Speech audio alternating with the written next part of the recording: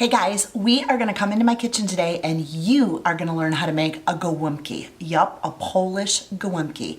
I remember the day when my grandma had me in the kitchen teaching me all the secrets and the little hidden things on how to make a Polish gołąbki.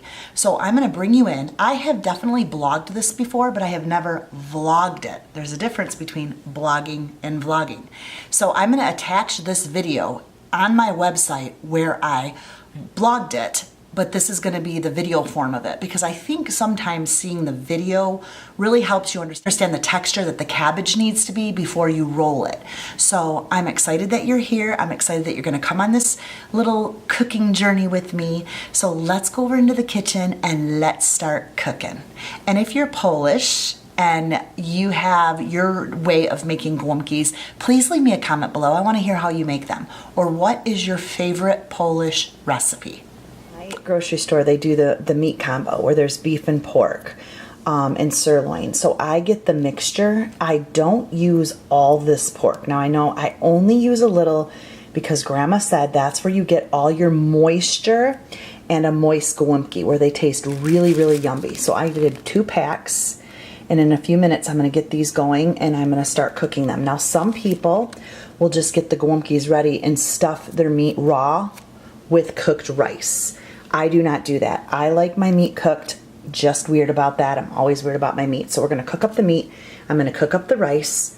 Now, these are probably the best ones I ever bought because they're flat and they're nice and round. So when these peel off, they're gonna be really nice cups to actually make the wraps with. So these were really big.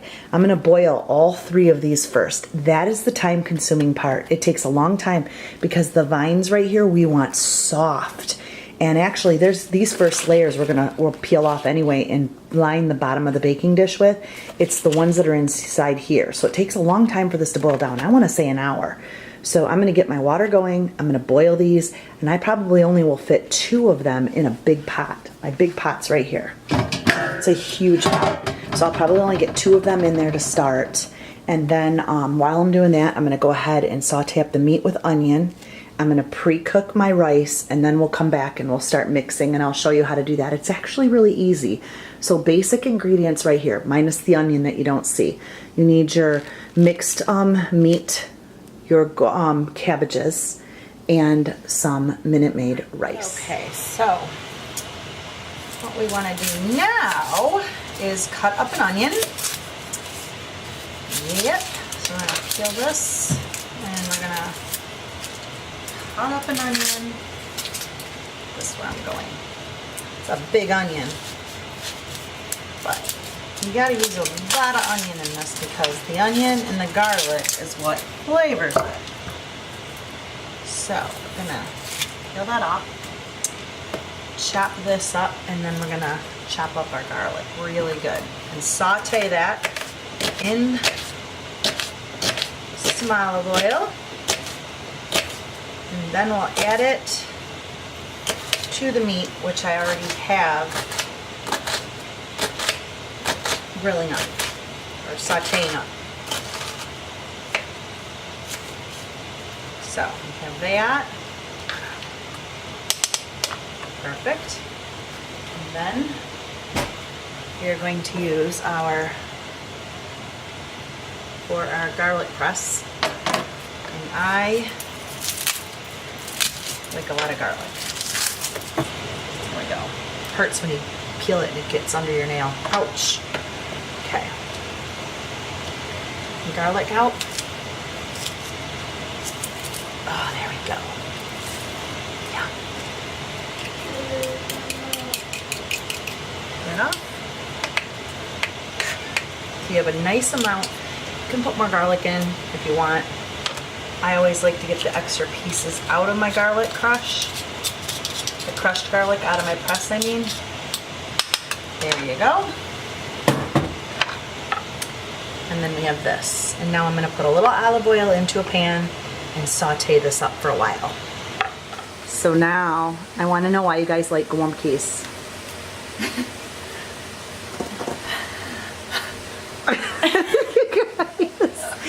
You grew up on gołąbkis, kids. Why do you like gołąbkis?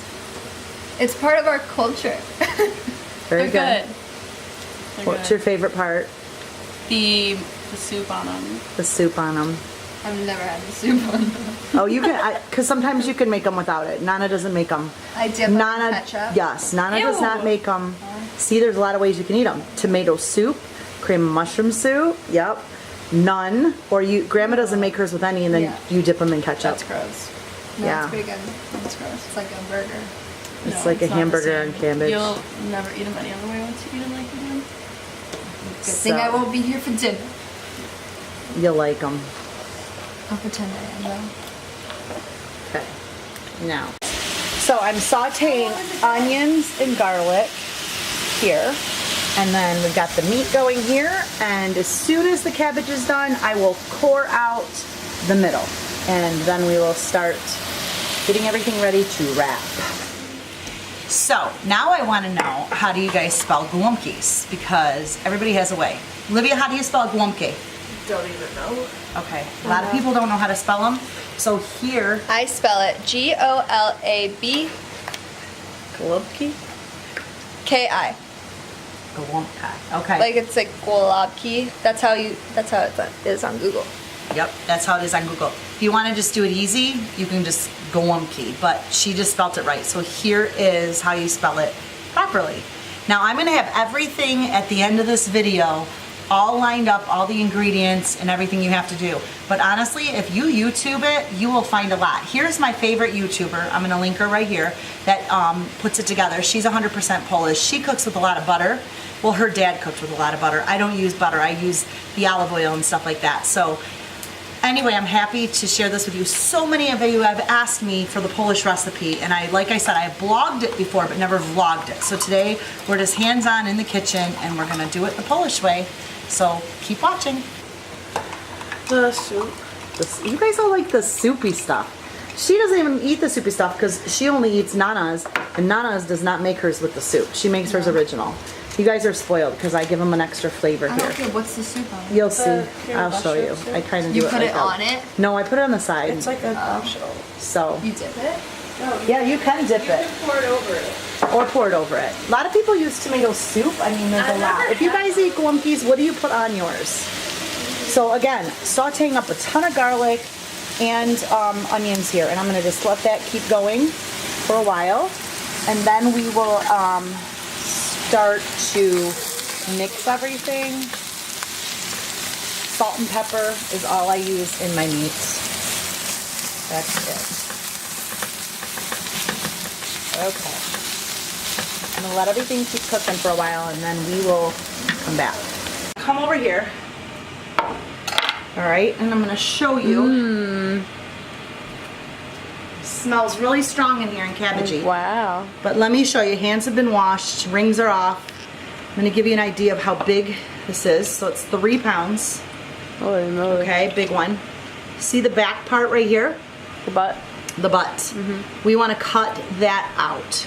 So before we get started, I'll lay it, I get a bowl that fits mine, so any big bowl. And these bottom ones right here, I'm gonna take off first. And they're usually the ones that are like, people say I don't wanna eat them. But this is what I will line my pan with. So I'll line the baking dish with these and then the gołąbs will sit inside of them. So these are all gonna go here. Stash pile. Okay, I call them the lining. Here's another one. So we're gonna line. And then here, I'm gonna cut, like Britt said, we're gonna cut the butt out. It's really hot. Now some people cut the butt out before they boil. I don't. My grandma taught me to boil first because you can get the core of the butt easier. So I do not cut mine. Now watch. I'm gonna go and grab my fork. Okay. And I'm gonna go in here with the fork and I'm gonna lift up on the butt. Okay, and now that I got it, he's a tough butt. Get in there and I'm gonna cut. This is a big cabbage too, so gotta work it like a post, lady. Nothing neat about it. And I'm gonna get in there. Ooh, this is a big one, so hang on. Getting it? All right, I'm sweating. cutting the bark out. There So- you go. Now I kind of go in a little bit more and cut the butt. You go around and core this out, okay? And girls, you need to know this too. See how I'm doing this? Yes. The deeper that you go like this and Yeah. cut in there, the easier your little leaves are gonna fall off. I call them leaves, your petals. What? Maybe if we had sharper knives, it'd be easier. Oh, these are good. Now look, see? It's lifting up. Oh. Go in there. See? It's Whoa. pulling up. So you want to get all, oh, here it comes. Here it comes. There we go. There it is. There So it is. I'm getting it all out. I like to get it out. So it's almost like, watch in a minute. Do you Do you do see? this with all of them? There's like 2. Okay, there's 3 in there. Watch what this does now.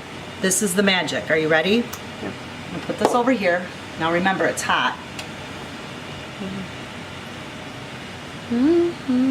So here's why we do that. Now if my Tell me grandma why. was here, she would bang it down. She would kind of bang it and almost like stretch it out like this. And then you're just gonna slowly take your forks and you're gonna start to pull the layers down. Let's get this out of the way. This now becomes our garbage. So you're gonna pull layers down, pull layers down. Here's where you need to get careful. Right in here, you do not wanna pull this, you do not wanna pull this down to start ripping it, okay? Because if you pull it down and rip it, you're losing it. So what you wanna do is pull this down, and there we got a full cabbage leaf. Now my grandma would always say a perfect cabbage leaf is one that you can go like this and go like this. Mama. I'm just saying, my grandma did this, okay? You want it to look like a bra cup. The easiest ones to roll. So then what I start doing is flaking them off. There's Oh, another wow. beautiful one. So you can see.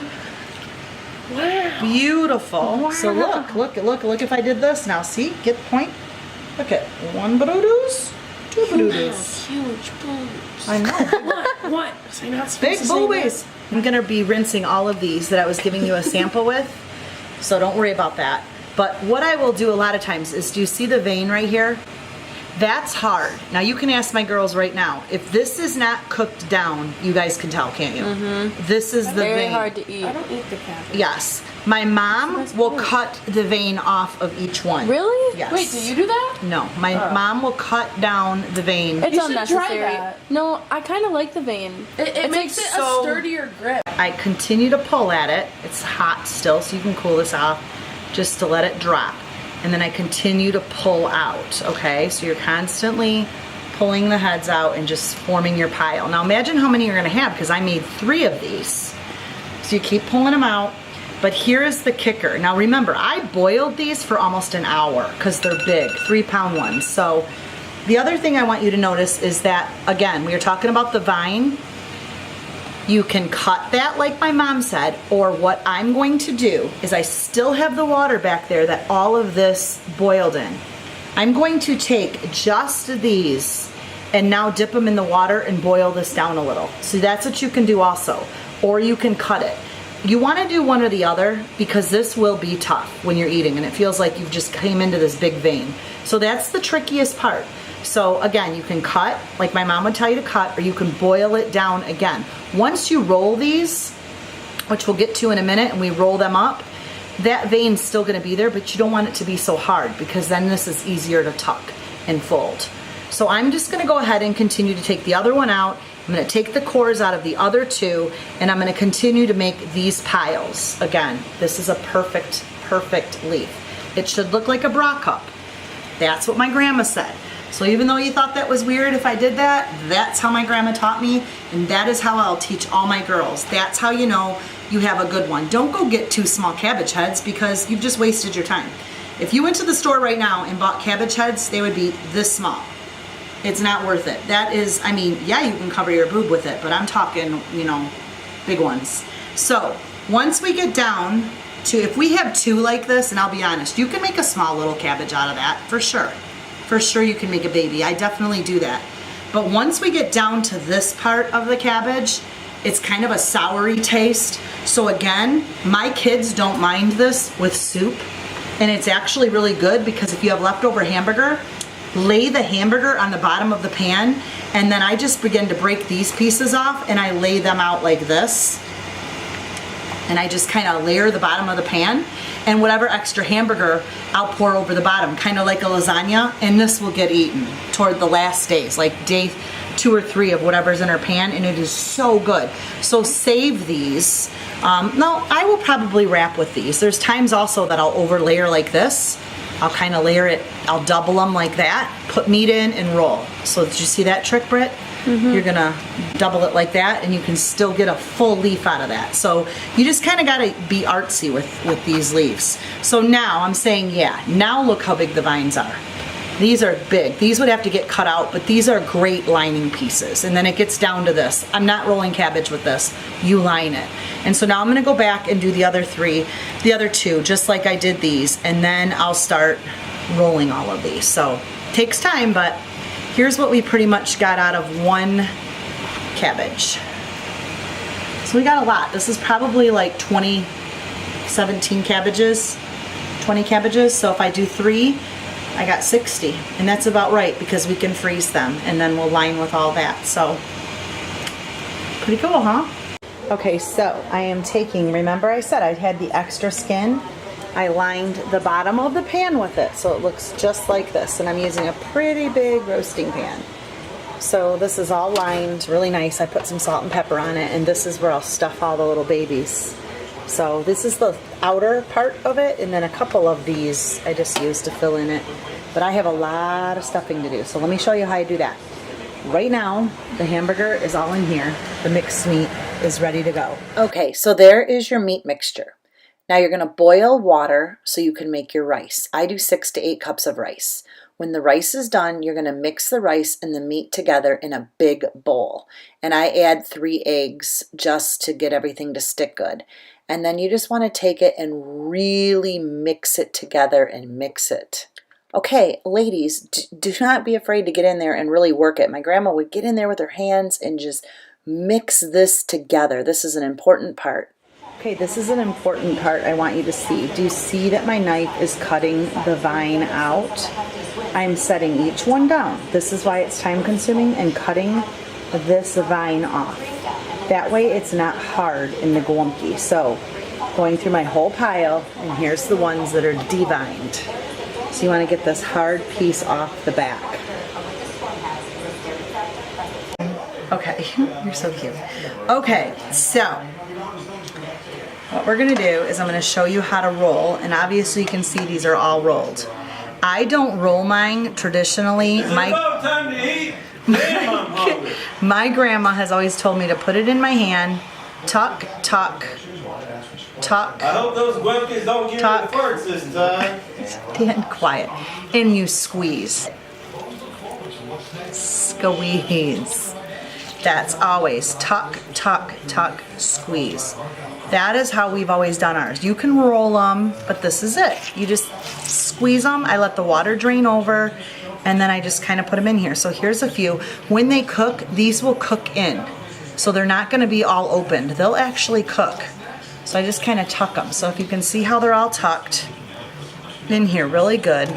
And I don't know how many I made. Probably, I didn't, actually, this is 3 big 3-pound heads of cabbage. I ran out of meat, and if you can see over here, I have this many left. So there's actually a lot left. I'm gonna put these in the fridge, and I'll probably throw some more meat together later this week. I just didn't make enough meat for all of these, but that is absolutely fine. So we're gonna go ahead and put these in the oven, and that's basically what it's gonna look like. And then you can do tomato soup over them, you can do cream of mushroom soup, but we're just gonna go ahead and do traditional, and then I have cream of mushroom for my girls, and that is it. Like, she's scared. She's afraid of him? Why? I mean, kind of like how your friend's afraid of chop suey. Oh yeah. I guess it makes sense.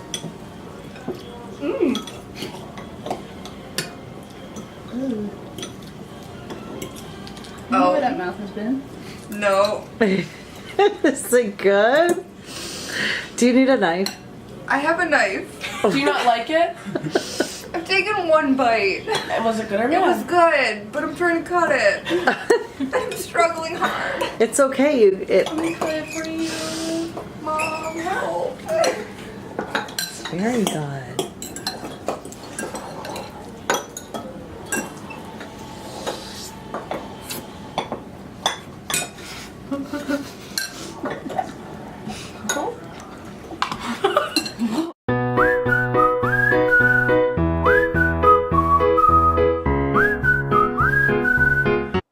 Okay, here's the recipe on how to boil cabbage. So it's pretty much all written out here for you. You really want to boil it for a long time and then go ahead and get your core out. And then you're going to work on your filling. And this is all here for you to read how I do that. Now this recipe is showing you how to do it if you want to use the meat raw. I usually like to cook my meat first, but this is how you would want to do it if you mix it all up raw. So when you're all done, you would take your raw meat and your rice that you have made up, and you will go ahead and mix that all up together. Sometimes I'll throw some breadcrumbs in there and eggs just to get it to really be like a meatloaf type texture, and then you begin to stuff it and roll it. Now it's a little bit more pliable and sticky and more like meatloaf when the meat is raw, but there's just times that I decide to cook my meat. So either way works. It's definitely more moist if the meat is raw, so you can make that decision. If you were to ask my Polish grandma, she'd be telling you that the meat needs to be raw first. So I hope this helps. If you have any questions or anything, just leave me a comment in the box and I'll get right back with you.